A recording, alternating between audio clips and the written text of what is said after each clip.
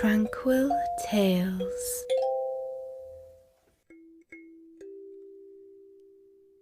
Little Red Riding Hood. In a retired and pleasant village, there once lived a little girl who was one of the prettiest children ever seen. Her mother loved her to excess, and as to her grandmother, she was dotingly fond of her, and looked upon her as the delight of her eyes and the comfort of her declining years. The good old dame had a little hood of scarlet velvet made for her darling, which became her so daintily that for miles around she had been nicknamed Little Red Riding Hood. One day, when her mother had baked a batch of cakes, she said to Little Red Riding Hood, "I hear your poor grandam has been ailing, so prithee go and see if she be any better, and take her this cake and a little pot of butter." Little Red Riding Hood, who was a willing child and always ready to be useful, put the things into a basket and immediately set off for the village where her grandmother lived, which lay on the other side of a thick wood. As she reached the outskirts of the forest, she met a wolf, who would have liked vastly to have devoured her at once, had there not been some woodcutters near at hand, whom he feared might kill him in turn. So he sidled up to the little girl and said, in as winning a tone as he could assume, "Good morning, Little Red Riding Hood." "Good morning, Master Wolf," answered she, who had no idea of being afraid of so civil-spoken an animal. "And pray, where may you be going so early?" quoth the wolf.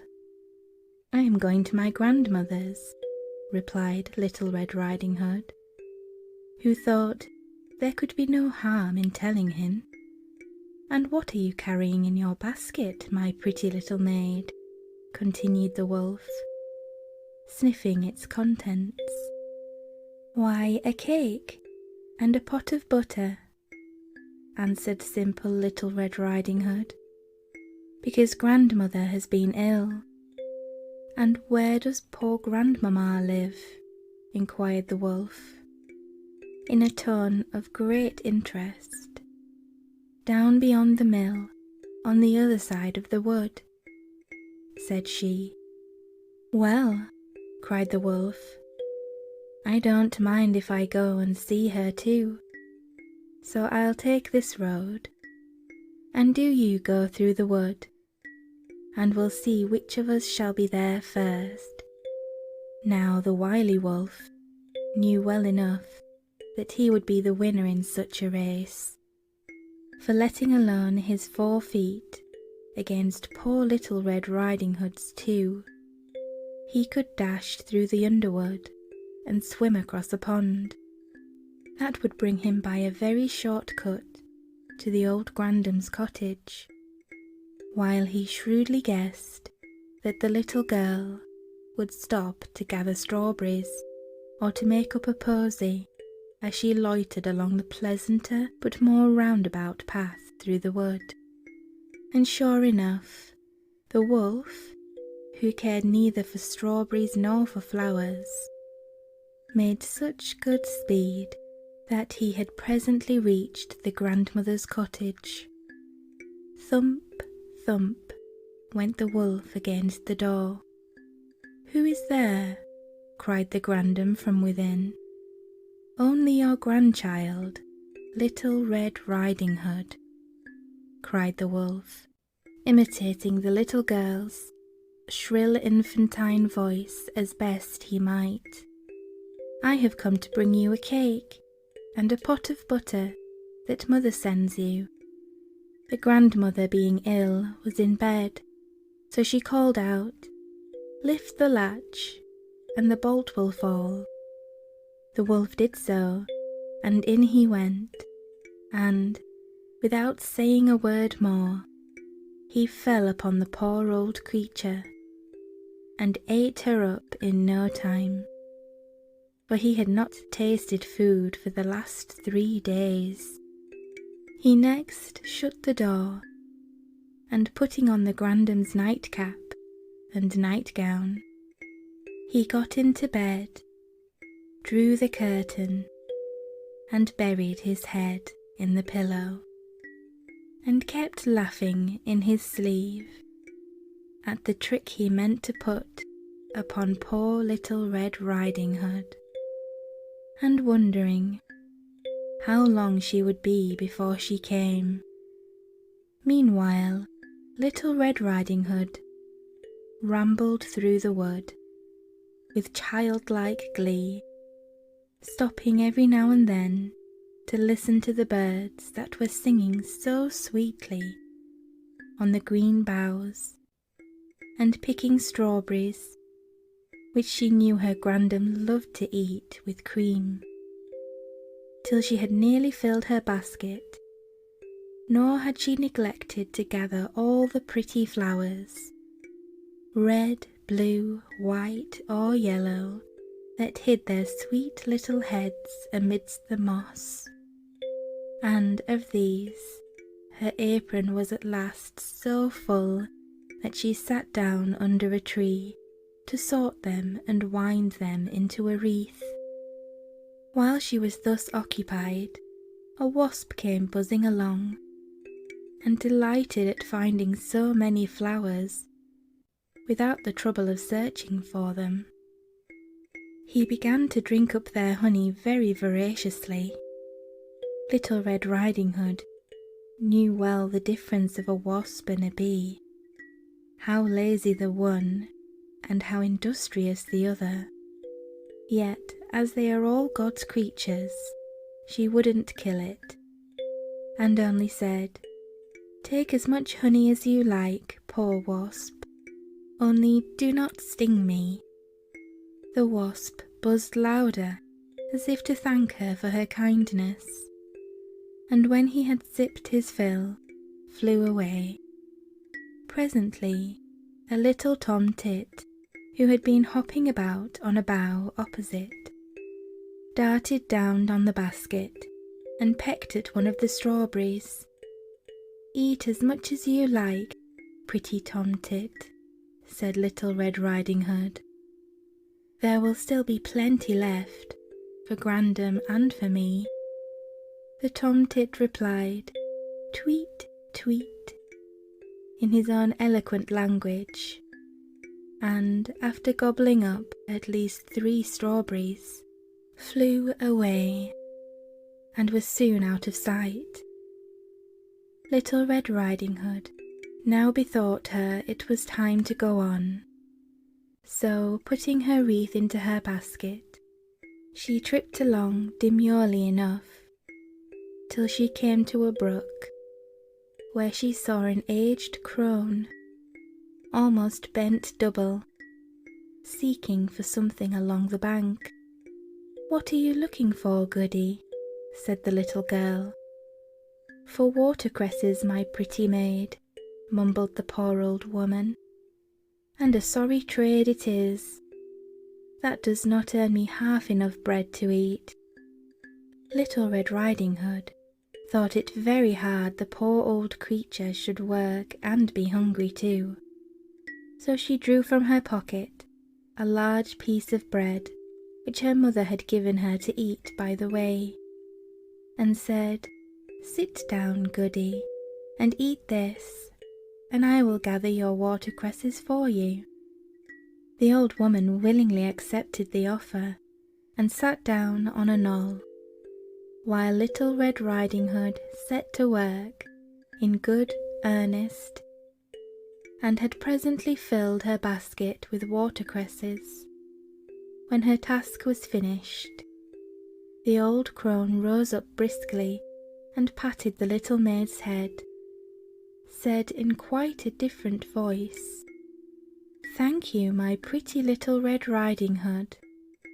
And now, if you happen to meet the Green Huntsman as you go along, pray give him my respects, and tell him there is game in the wind."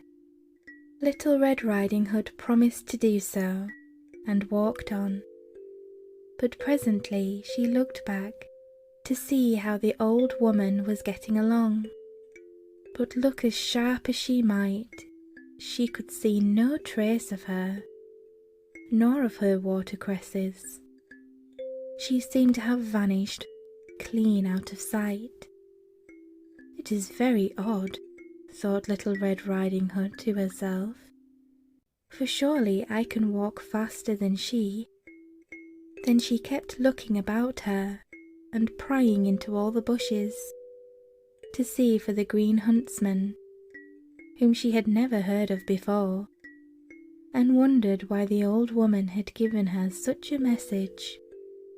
At last, just as she was passing by a pool of stagnant water, so green that you would have taken it for grass, and have walked right into it, as Little Red Riding Hood, who had never seen it before, though she had gone that same way often enough, had nearly done, she perceived a huntsman clad in green from top to toe, standing on the bank, apparently watching the flight of some birds that were wheeling above his head.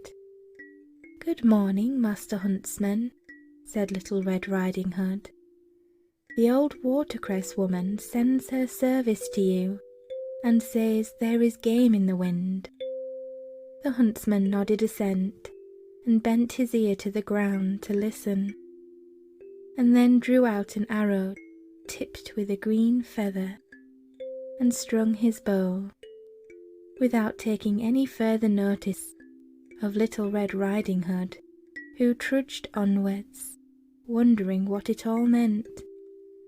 Presently the little girl reached her grandmother's well-known cottage, and knocked at the door. "Who is there?" cried the wolf, forgetting to disguise his voice. Little Red Riding Hood was somewhat startled at first. Then, thinking her grandam had a bad cold that made her very hoarse, she answered, "It is your grandchild, Little Red Riding Hood, who has brought you a cake and a little pot of butter, which mother sends to you." The wolf then softened his voice a little as he replied, "Lift the latch, and the bolt will fall." Little Red Riding Hood did as she was told, and then entered the cottage. The wolf then hid his head under the bedclothes, and said, "Put the cake and the pot of butter on the shelf, my dear, and then come and help me to rise." Little Red Riding Hood set down her basket, and then went and drew back the curtain, when she was much surprised to see how oddly her grandmother looked in her night clothes. "Dear me, grandmamma," said the little girl, "what long arms you have got." "The better to hug you, my child," answered the wolf. "But grandmamma, what long ears you have got," persisted Little Red Riding Hood. "The better to listen to you, my child," replied the wolf. "But grandmamma, what large eyes you have got," continued the little girl. "The better to see you with, my child," said the wolf. "But grandmamma, what terrible large teeth you have got," cried Little Red Riding Hood, who now began to be quite frightened. "The better to eat you up," exclaimed the wolf, who was just about to make a spring at the poor little girl, when a wasp who had followed her into the cottage stung the wolf in his nostril and made him sneeze aloud. which gave the signal to a tomtit perched on a branch near the open casement, who called out, "Tweet, tweet," which warned the green huntsman, who accordingly let fly his arrow that struck the wolf right through the ear and killed him on the spot. Little Red Riding Hood was too frightened, even after the wolf had fallen back dead, that she bounced out of the cottage and, shutting the door, darted into the forest like a frightened hare and ran till she was out of breath. When she dropped down quite exhausted under a tree, here she discovered that she had mistaken the road, which, to her great relief, she espied her old friend, the watercress woman, at some distance, and, feeling sure she could soon overtake the aged dame, she again set off, calling out to her every now and then to stop. The old crone, however, seemed too deaf to hear, and it was not till they had reached the skirts of the forest that she turned around, when, to Little Red Riding Hood's surprise, she perceived a young and beautiful being in place of the decrepit creature she thought she was following. "Little Red Riding Hood," said the fairy, for such she was, "your goodness of heart has saved you from a great danger. Had you not helped the poor old watercress woman, you would not have sent word to the green huntsman, who is generally invisible to mortal eyes, to save you. Had you killed the wasp, or driven away the tomtit, the former could not have stung the wolf's nostril and made him sneeze, nor the latter have given the huntsman the signal to fly his shaft. In future, no wild beast shall ever harm you, and the fairy folks will always be your friends." So saying, the fairy vanished, and Little Red Riding Hood hastened home to tell her mother all that had befallen her.